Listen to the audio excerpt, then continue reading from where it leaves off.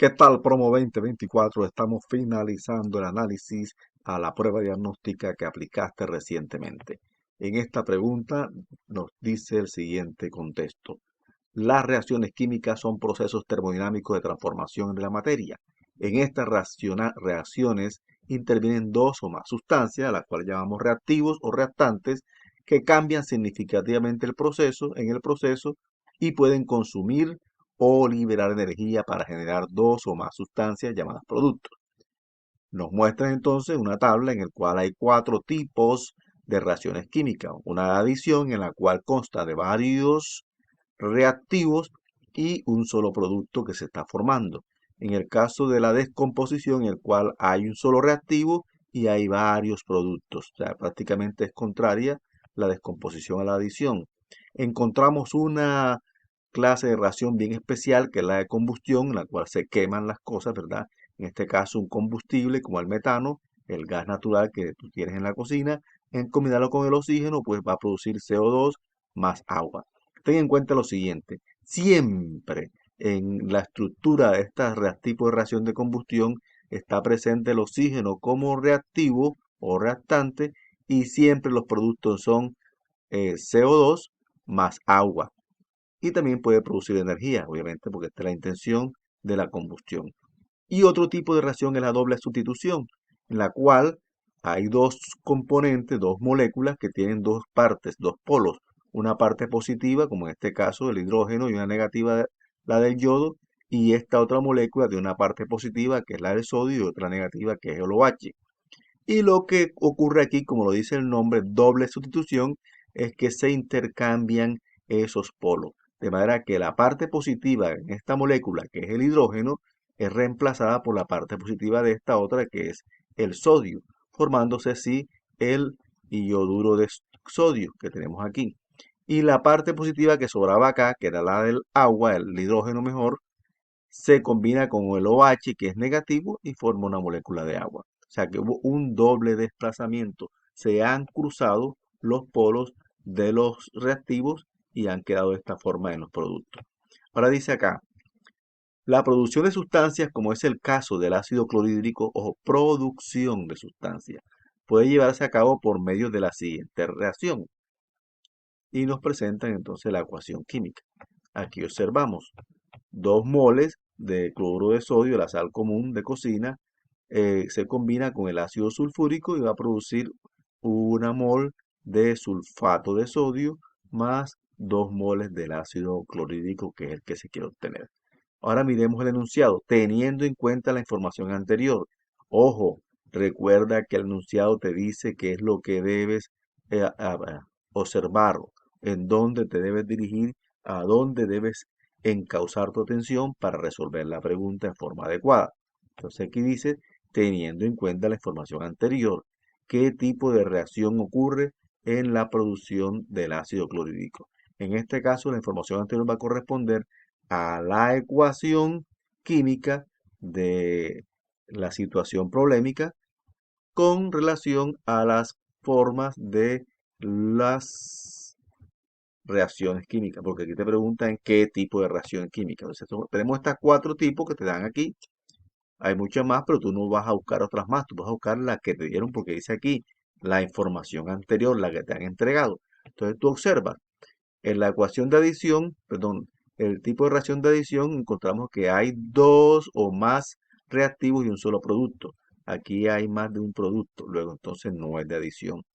La descomposición es contrario, debe haber un solo reactivo y varios productos. Observamos que aquí hay varios reactivos, luego tampoco es de descomposición. En la de combustión, los productos deben ser el dióxido de carbono y el agua. Aquí no hay dióxido de carbono ni agua en los productos. Entonces debe ser que es doble sustitución. Verificamos. Observa, aquí tenemos una sustancia, aquí también otra, aquí otro reactivo y acá dos productos y dos productos. Entonces, miremos cómo ocurren. Ya como te explicamos acá, los polos positivos y negativos. Aquí hay una parte positiva que es el sodio y una negativa que es el cloro. Aquí hay una parte positiva que está formada por los átomos de hidrógeno y una parte negativa formada por el ion sulfato, o sea, S, perdón, SO4. Ese es el ion sulfato. Esta parte negativa entonces se asocia con la parte positiva de acá y forma el sulfato de sodio. Más, entonces esta parte negativa se asocia con la parte positiva de acá y forman dos moléculas de ácido clorhídrico, HCl. Entonces ya vimos, la respuesta correcta es que es de doble sustitución. Entonces sería la A. Ok, continuemos entonces con la siguiente pregunta. Dice que un estudiante realiza una consulta sobre el punto de ebullición de algunos alcanos lineales y observa que existe relación con el número de carbonos en su estructura. Luego determina que al aumentar el número de carbonos en los alcanos, algunas de las propiedades también aumenta, como su punto de fusión y punto de ebullición. No te dejes abrumar por las palabras que de pronto no conozcas. Aquí las palabras alcanos pues se refieren a una forma de sustancias de carácter orgánico, pero eso no te debe abrumar porque no te preguntan sobre ellos, te van a preguntar es sobre otro tipo de información que ya tú manejas, que dice así, miremos lo que dice el enunciado. El estudiante se percata de que la gráfica no tiene escritos los nombres de los ejes. Ya tú sabes lo que son los ejes. De acuerdo con la información anterior, cuáles son los nombres apropiados para el título y para los ejes. Entonces, eso es algo que ya tú conoces, tú manejas. Tú eres experto ya trazando gráficas, te ha ido muy bien en geometría, especialmente con el manejo del plano cartesiano. Entonces, obviamente te va a ir sencillo con este tipo de preguntas. Entonces, reiteramos lo siguiente. Nos preguntan por el título, cuál debe ser el título y el nombre de los ejes. Para eso verificamos entonces cuáles son las variables que está relacionando la información de esta pregunta. Y nos dice que un estudiante realiza una consulta sobre quién, punto de ebullición. Ahí tenemos el título, punto de ebullición, de algunos alcanos lineales y observa que existe relación con quién, con el número de carbonos. Entonces, sencillo. Ok, si este es el título punto de ebullición, ¿en qué unidad se mide el punto de ebullición? Como son temperaturas, se mide en grados centígrados. Entonces, lo que va en este eje sería eje Y, en vez de eje Y sería temperatura, grados centígrados. Y el número de carbono correspondería a la variable independiente. Porque ten en cuenta lo siguiente, aquí vamos contando los carbonos y dependiendo del número de carbono que tenga cada sustancia, vamos a obtener un punto de ebullición determinado de esa sustancia. Entonces, repetimos, entonces sería el título, punto de ebullición que tenemos aquí, el eje de las abscisas, la variable independiente sería el número de carbonos y el eje de las ordenadas, o sea, el nombre de la función, sería temperatura en grados centígrados, que es lo más común. Entonces, miremos a ver. De acuerdo a las opciones de respuesta, tenemos lo siguiente. Título, punto de ebullición. Va bien porque es punto de ebullición. Dice que el eje Y, número de carbonos. No, porque el número de carbonos corresponde a las abscisas, saldría en el eje X. Luego esta ya no va. La B, título, punto de fusión, no, porque estamos hablando de ebullición. Recuerde lo que dice el texto, la información. El punto de ebullición es lo que necesitamos en estos momentos. Entonces la B no iría. La C, título de punto de fusión, obviamente también la descartamos. La D, punto de ebullición de alcanos lineales, eje Y, temperatura, perfecto. Y eje X, número de carbono. La respuesta correcta entonces sería la D, la opción D.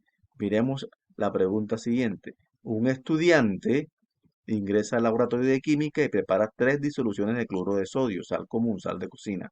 Para ello tuvo en cuenta distintas cantidades del compuesto y las midió en una balanza electrónica. O sea que fue y las pesó, o mejor dicho, las masó, midió fue las masas y posteriormente,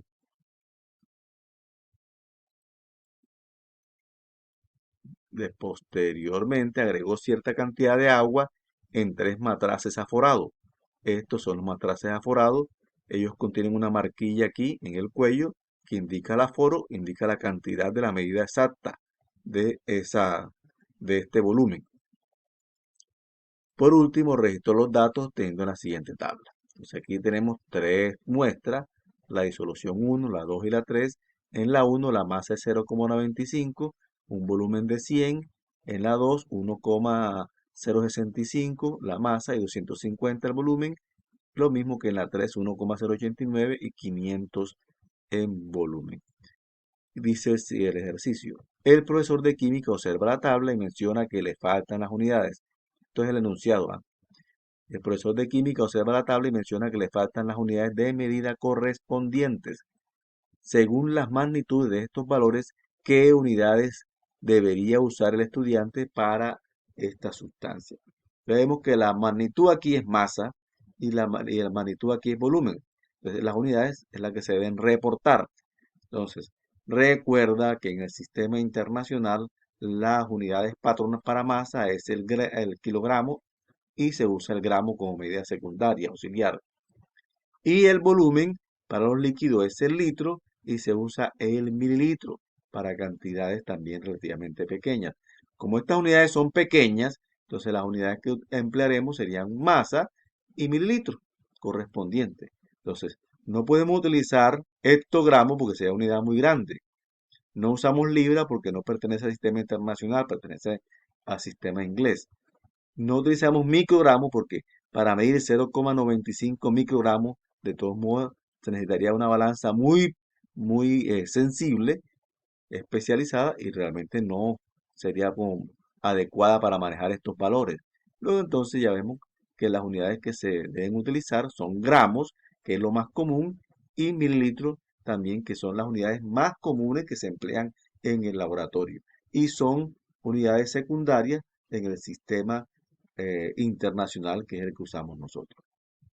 Miramos la última pregunta, vamos a ver si el tiempo nos dice que sí, bueno, parece que sí. Entonces, dice, un estudiante menciona que la panela se disuelve al mismo tiempo y por completo, tanto en el agua, alcohol y aceite. Para verificar esta hipótesis, se realiza una práctica de laboratorio casero. Coloca trozos de panela del mismo tamaño, oído del mismo tamaño, y los sumerge en 3 recipientes con cada una de las sustancias. En la siguiente tabla se describe el fenómeno ocurrido en cada una de ellas.